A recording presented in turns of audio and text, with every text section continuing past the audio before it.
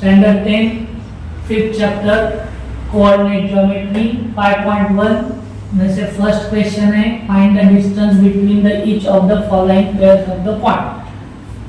First question ए coordinate है x coordinate है 2, y coordinate है 3, b x कोऑर्डिनेट है 4 और y कोऑर्डिनेट है 1। अभी a का जो पहला कोऑर्डिनेट है उसको हम x1 कहते हैं और दूसरा जो है उसको बोलते हैं y1 कहते हैं। वैसे ही b का जो फर्स्ट कोऑर्डिनेट है उसको हम बोलेंगे x2 और दूसरा कोऑर्डिनेट है उसको बोलेंगे y2।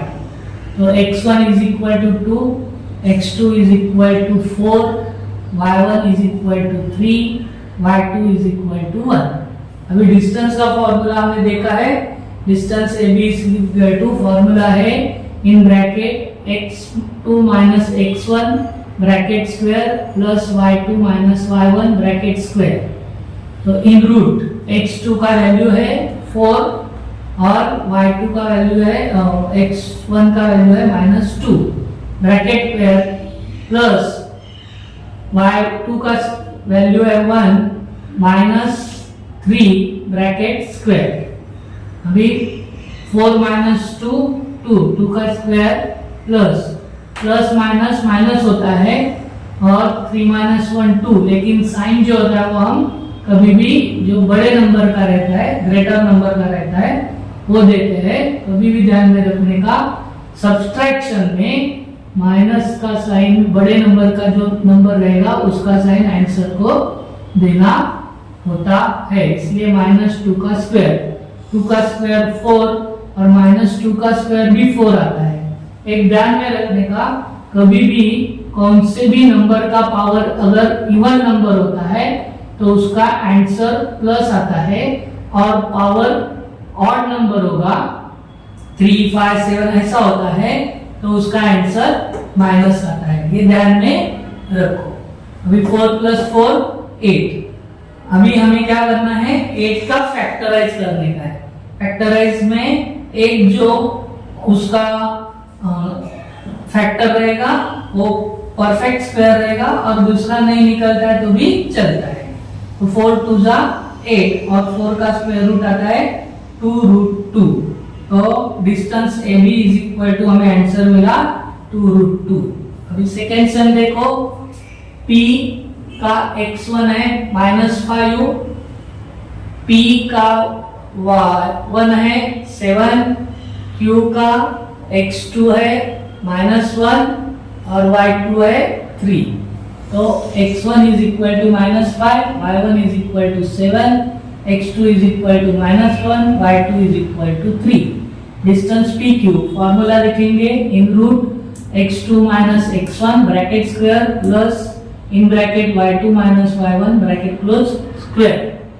Therefore distance PQ is equal to in bracket, अभी यहाँ पे हमें क्या दिया है, x1 का वैल्यू माइनस दिया है इसलिए हमने स्क्वायर ब्रैकेट डाला है -1 माइनस इन ब्रैकेट x का वैल्यू है -1। कभी कभी गलती से क्या हो जाता है, हम डायरेक्टली -5 लिख देते हैं और -5 प्लस करके हम आंसर निकाल देते हैं, हमें लगता है कि बराबर है, लेकिन यहाँ पे साइन थोड़ा सा गड़बड़ होने की संभावना है, इसलिए लिखते वक्त बराबर ध्यान लेके लिखना है। Minus in bracket -5 bracket square plus 3 - 7 bracket square. Minus का साइन अगर ब्रैकेट के बाहर रहता है तो अंदर का साइन चेंज होके प्लस होता है। So -1 + 5 bracket square plus minus 7 - 3 4 greater number का sign -4 bracket square plus minus 5 - 1 4। Subtraction में हम क्या देखते हैं, साइन नंबर का साइन देखेंगे, ग्रेटेस्ट नंबर का जो साइन है वो हम आंसर को देते हैं। हम पहले प्लस नहीं लिखते हैं तो भी चलता है, इसलिए 4 का स्क्वायर प्लस -4 का स्क्वायर, 4 का स्क्वायर 16 -4 का स्क्वायर भी 16, 16 + 16 32।